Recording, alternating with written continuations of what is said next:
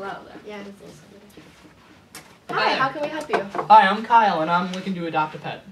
Well, you come to the right place.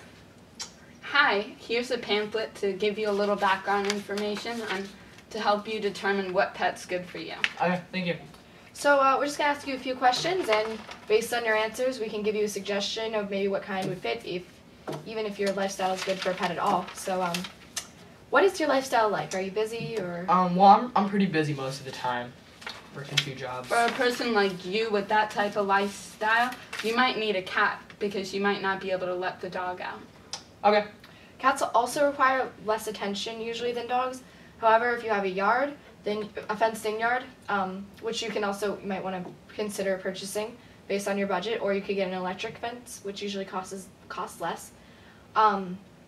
Then you could install a dog door in your door, and the dog can go out throughout the day as it needs, and you won't have to spend the time to let it out or be home. Okay. For example, I have a friend who has a small dog who lives in an apartment, and she doesn't get much exercise, but that works for her. Okay. You may also want to consider whether you want a long-haired breed or a short-haired breed of whatever animal you decide to get, because long-haired breeds take more time because you have to groom them more often, and they can shed and you have to clean up after that. So that's also a consideration. Okay. So my budget's also pretty small. So what would you recommend? Bigger dogs or cats tend to cost more, so you might want to get a smaller one. And cats tend to cost less than dogs. And we have some price information.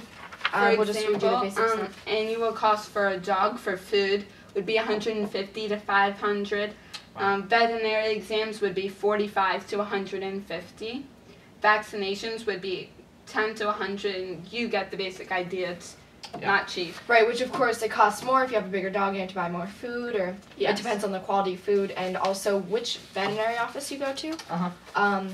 And where you live. So for cats, a litter box can cost $15 to $20. Cat litter per month can cost about $7 for a 20-pound box. So cat food can cost roughly 50 cents per can.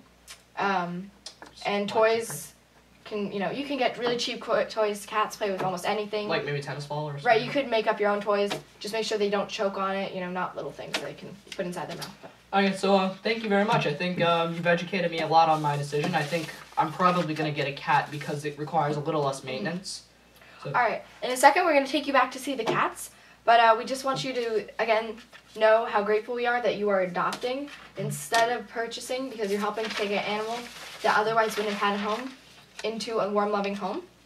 And we also wanted you to know that all of the cats and dogs have had their vaccinations, and they are all spayed or neutered to help prevent unwanted puppies or kittens. So also know that if you ever get another pet and they're not already spayed or neutered, it's important to do that so that they don't have unwanted puppies or kittens, which is a main cause of homeless animals. So we just want you to be aware of that. Yeah, okay, thank you very much. Yep. Yeah, thanks. You're welcome. Okay, I went to go see the cats. Okay, cool. Okay. Cool. Yeah, thank you. Yep.